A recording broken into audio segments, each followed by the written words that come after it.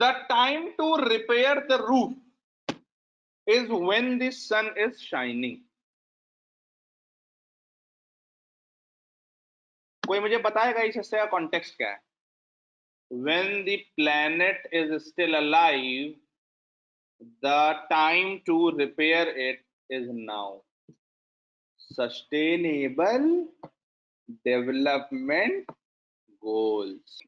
अगर आपको ये समझ में आ गया कि ये इससे क्लाइमेट चेंज और सस्टेनेबल डेवलपमेंट गोल पर है, 16 के 16 जी फेंक डालो बिल्कुल।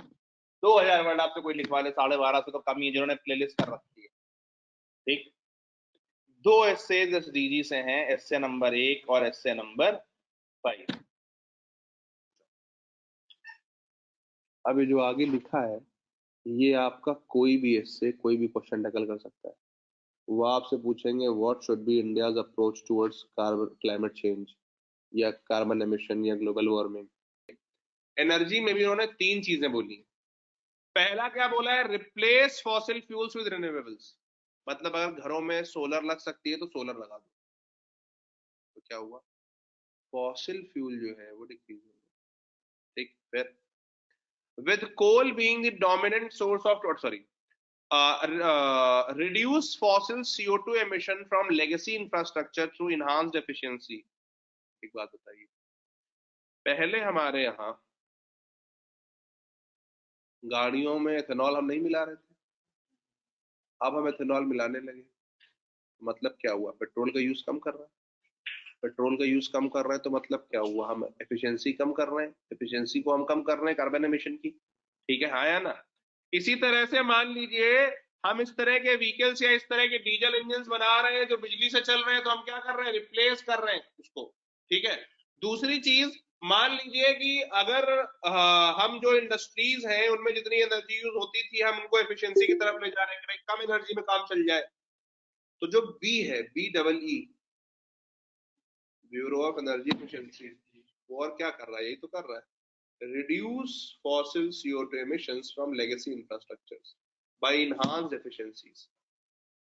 अगला टारगेट क्या है? to reduce emissions by 1 billion tons from now to 2030।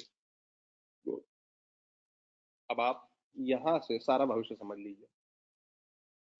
वो कह रहे हैं 2030 तक हम 1 बिलियन टन कम करेंगे एमिशन।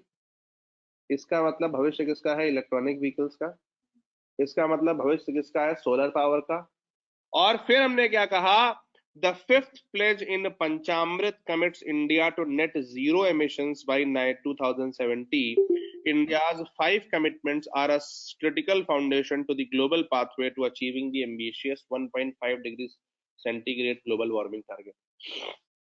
तो आप बोलोगे पहली चीज, it can save lives. Carbon emission कम हो रहा, कार्बन एमिशन कम हो रहा तो क्लाइमेट चेंज हम धीरे कर सकते हैं। हमारी नदियां वदियां जो है सूखेंगी नहीं, ग्लेशियर्स पिघलेंगे नहीं, लोग डूबेंगे नहीं। ठीक है।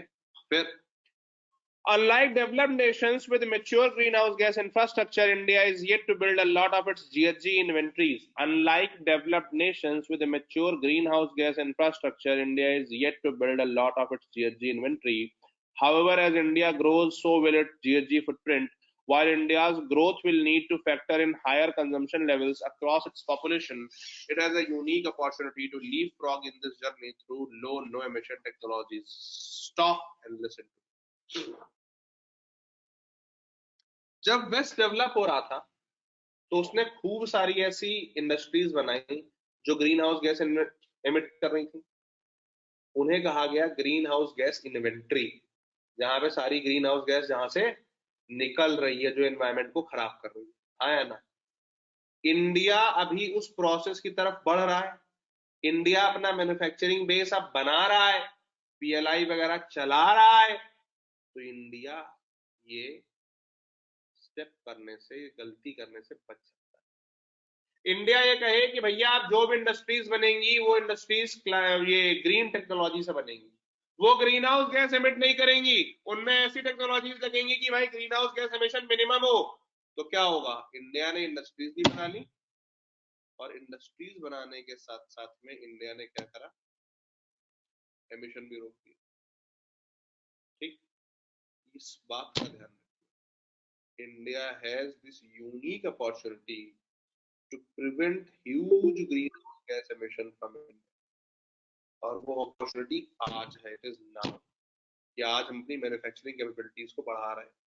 इसलिए दिस प्लेज वाज नेसेसरी आज के कॉन्टेक्स्ट में।